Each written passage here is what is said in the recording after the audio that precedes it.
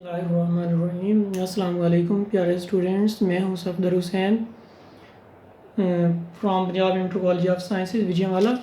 आज हम numerical number 16 जो है फर्स्ट चैप्टर का उसको डिस्कस करते हैं, फर्स्ट ईयर केमिस्ट्री का। तो इसमें हमारे पास सबसे पहले हम स्टेटमेंट देखते हैं कि हमें इथाइलिन ग्लाइकोल एक जो कि ऑटोमोबाइल एंटीफ्रीज है ये दिया गया है कंपाउंड, और इसमें वो बताता है हमें कि कार्बन की जो परसेंटेज है वो 38.7% है।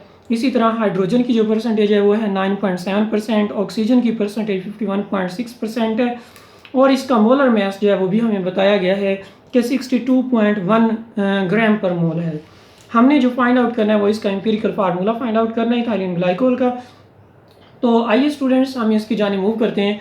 तो इसके लिए हमारे पास जब सोल्यूशन में हम मूव करते हैं तो सबसे पहला काम जो हमें करना होता है वो ये होता है कि हमने नंबर ऑफ ग्राम एटम्स जो हैं इसके किसी भी एक एलिमेंट के वो फाइंड आउट करने होते हैं, और इसके लिए हमारे पास फार्मूला है number of gram atoms find out करने का कि percentage of element over atomic mass of the element.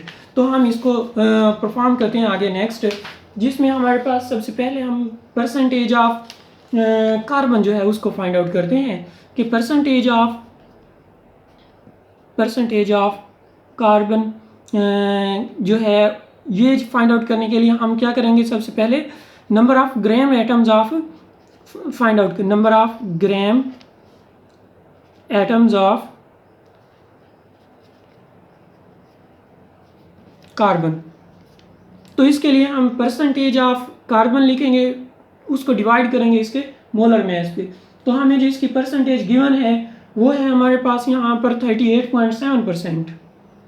38.7% ये गिवन है, इसको हम इसके मोलर मास यानी 12 पे डिवाइड करेंगे। इससे हमारे पास इसके नंबर ऑफ मोल्स आ जाएंगे, और वो है इसके नंबर ऑफ मोल्स हमारे पास 3.225%। 3.225 मोल्स हैं इसके जो आएंगे। फिर हम number of gram atoms of hydrogen find out कर लेते हैं। तो हाइड्रोजन का क्योंकि हमें गिवन मास जो गिवन परसेंटेज है वो है 9.7%, इसको हम 1.008 पे डिवाइड करते हैं तो हमारे पास जो इसके नंबर ऑफ मोल्स आते हैं वो है 9.6 मोल। इसी तरह हम number of moles of find out कर सकते हैं ऑक्सीजन के।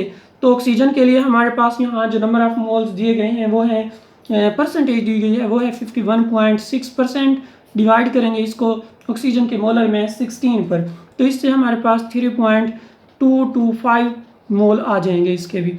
तो अब नेक्स्ट जो हमारा यहाँ पर जो होगा वो काम ये है कि ये जो हमारे पास नंबर ऑफ मोल्स आ गए हैं हाइड्रोजन के, कार्बन के, ऑक्सीजन के, यहाँ से हमने atomic ratio of element find out करना है। तो एटॉमिक रेशो फाइंड आउट करने का जो हमारे पास एटॉमिक रेशो किसी भी एलिमेंट की फाइंड आउट की जा सकती है। कैसे?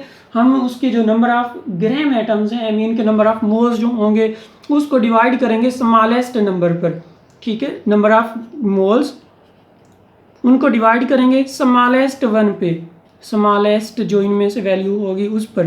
तो यहाँ पर हम देखते हैं जब हमारे पास सबसे पहले देखें यहाँ पर स्मॉलेस्ट वन जो है वो है 3.225, तो हम कहेंगे एटॉमिक रेशो ऑफ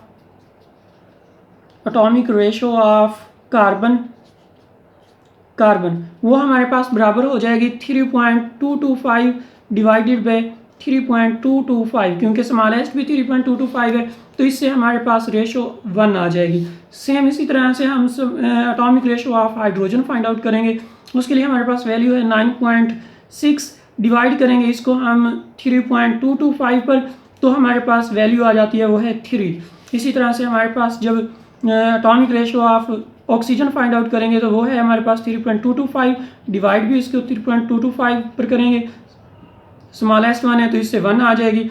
हम कहेंगे carbon ratio hydrogen ratio oxygen जो है वो हमारे पास क्या आई है 1:3:1।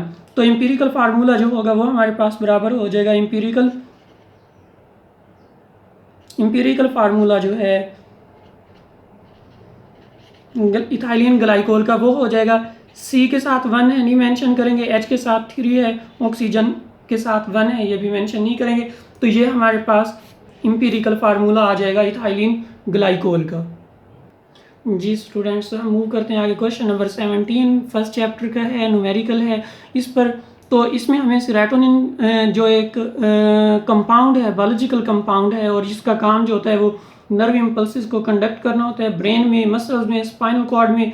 तो हम कहते हैं इसका मोलर मास हमें गिवन है, और उन्होंने हमें गिवन कुछ अमाउंट्स यहाँ पर दी हैं कि कार्बन जो है वो इसमें 68.2% होती है, हाइड्रोजन 6.86% है, नाइट्रोजन 15.09% है, और ऑक्सीजन 9.08% है। हमने इसका मॉलिक्यूलर फार्मूला फाइंड आउट करना है। तो मॉलिक्यूलर फार्मूला फाइंड आउट करने के लिए हमारे पास सेम वही प्रोसीजर जो हमने लास्ट न्यूमेरिकल का अभी किया है, उसमें भी हमने number of gram atoms find out किए हैं। नंबर ऑफ ग्राम एटम्स या नंबर ऑफ मोल्स जिनको कहेंगे, नंबर ऑफ ग्राम एटम्स जो हैं वो हमारे पास बराबर हो जाएंगे percentage of the element over उसका एटॉमिक मास जो होगा। मींस के हम यहाँ लिखेंगे percentage of element over atomic mass. तो हम नंबर ऑफ ग्राम एटम्स आप फाइंड आउट कर लेते हैं सबसे पहले कार्बन के। तो कार्बन के लिए हमारे पास जो है वो 68.2% गिवन अमाउंट है। इसके जो एटॉमिक मास है वो हमारे पास 12 होता है। तो इससे हमारे पास जो आंसर आएगा वो है हमारे पास जब हम 68.2 को डिवाइड करते हैं 12 पर, तो हमारे पास नंबर ऑफ मोल्स आते हैं वो हैं 5.68 मोल्स। ये हमारे पास मोल्स आ गए हैं कार्बन के। सेम इसी तरह से नंबर ऑफ मोल्स ऑफ हम फाइंड आउट करेंगे हाइड्रोजन के। तो हाइड्रोजन के लिए हमें जो गिवन अमाउंट है वो है 6.86% है।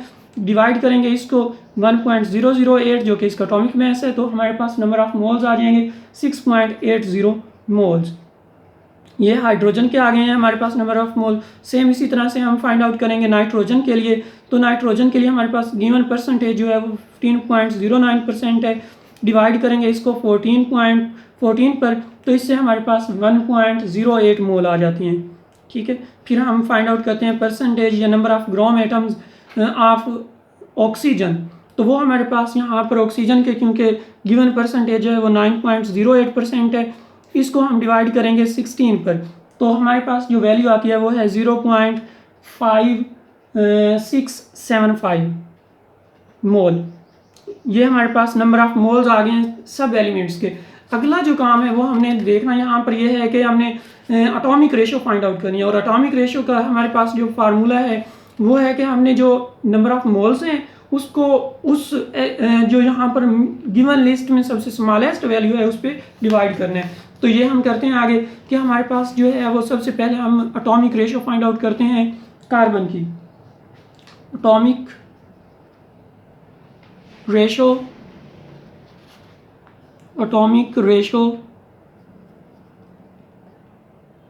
Of carbon. तो ये हमारे पास इसके नंबर ऑफ मोल्स हमें जो गिवन है वो है हमारे पास 5.68। इसको डिवाइड करेंगे हम इसके मोलर मास पे, इसके जो 5.68 है इसको हम स्मॉलेस्ट जो नंबर है यहाँ पर वो है 0.5675। ठीक है, 5675 मोल हैं। इस पर जब डिवाइड करते हैं तो हमारे पास वैल्यू आ जाती है वो है 10।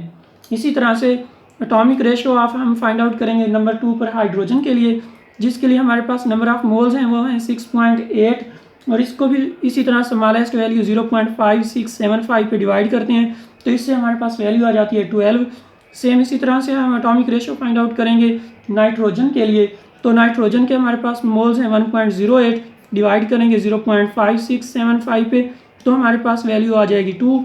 सेम इसी तरह से हम हाइड्रोजन के लिए करेंगे कि एटॉमिक रेशो ऑफ हाइड्रोजन जो है वो हमारे पास बराबर हो जाएगी, क्योंकि इसके नंबर ऑफ मोल्स जो हैं वो हमारे पास ऑक्सीजन के लिए, ऑक्सीजन के जो नंबर ऑफ मोल्स हैं वो 0.5675 हैं, तो इसको डिवाइड भी 0.5675 पे करेंगे तो ये 1 आ जाएगा आंसर। तो हम यहाँ लिखेंगे carbon ratio, hydrogen ratio, nitrogen ratio, oxygen. तो 10:12:2:1। अब हमें जो है यहाँ पर ये हम एम्पिरिकल फार्मूला इसका हमने फाइंड आउट कर लिया है, वो है C10H12N2O। ये हमारे पास इसका जो है वो एम्पिरिकल फार्मूला आ गया। हमने फाइंड आउट करना है इसका मॉलिक्यूलर फार्मूला। तो मॉलिक्यूलर फार्मूला फाइंड आउट करने के लिए हम सबसे पहले फार्मूला लिखते हैं कि मॉलिक्यूलर फार्मूला हमारे पास बराबर होता है molecular formula is equal to n multiplied by empirical formula mass, empirical formula mass. तो हम इसके लिए जो है पहले क्या करेंगे कि अब अगर हम पहले n की वैल्यू फाइंड आउट करना चाहते हैं तो n किसके बराबर हो जाएगा, molecular formula over empirical formula. तो n की वैल्यू हमारे पास बराबर है मॉलिक्यूलर फार्मूला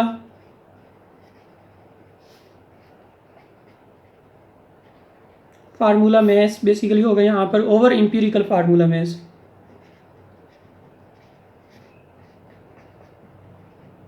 तो मॉलिक्यूलर फार्मूला मैस इसका जो हमें गिवन था वो तो हमें गिवन है, लेकिन हमें जो है इसका इंपीरिकल फार्मूला मैस जो है वो फाइंड आउट करना है। तो इंपीरिकल फार्मूला मैस हम फाइंड आउट करते हैं पहले। इंपीरिकल फार्मूला मैस, तो ये हमारे पास किसके बराबर हो जाएगा कि क्योंकि कार्बन 10 है तो 10 multiplied by 12 plus 1 multiplied by 12 hydrogen के प्लस 2 मल्टीप्लाइड बाई 14 प्लस 16। तो ये जब हम इसको कैलकुलेट करते हैं तो ये हमारे पास सम जो है वो हमारे पास आता है 176। तो अब हम इसका जो है वो इंपीरिकल फार्मूला फाइंड आउट करते हैं। हमारे पास जो है वो n की वैल्यू जो है वो कितनी होगी, n बराबर है हमारे पास molecular formula mass over empirical formula mass. क्योंकि हमें मॉलिक्यूलर फार्मूला मैस वो गिवन था वो 176 ग्राम पर मोल था, इसको डिवाइड करेंगे 176 पर तो n की वैल्यू हमारे पास 1 आ गई है। तो हम लिखेंगे इंपीरिकल फार्मूला जो है मॉलिक्यूलर फार्मूला ऑफ सेरोटोनिन। तो ये हमारे पास किसके बराबर आ जाएगा, हम यहाँ लिखेंगे कि ये हमारे पास बराबर है n multiplied bye C10 H12O और N2, या इसको डायरेक्ट वो पहले N2 भी लिख सकते हैं। तो n की वैल्यू क्योंकि 1 है तो 1 को इसके साथ जब मल्टीप्लाई करेंगे तो कोई फ़र्क नहीं पड़ेगा, तो हम कहेंगे मॉलिक्यूलर फार्मूला भी यही है। मॉलिक्यूलर फार्मूला वो हमारे पास बराबर है यहाँ पर C10 के H12 N2O के। ठीक है, तो यहाँ तक हम करते हैं आज के लिए। Thank you so much students.